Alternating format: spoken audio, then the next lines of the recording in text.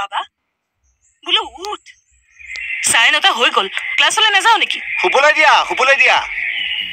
শুই শুয়ে লৰাই টপ কৰিব IAS IPS বোৰে অফিচত শুইহে থাকে তাৰে প্ৰিপাৰেশ্যন চলাইছে লৰাই শুবলৈ দিয়া আৰামছে শুবলৈ দিয়া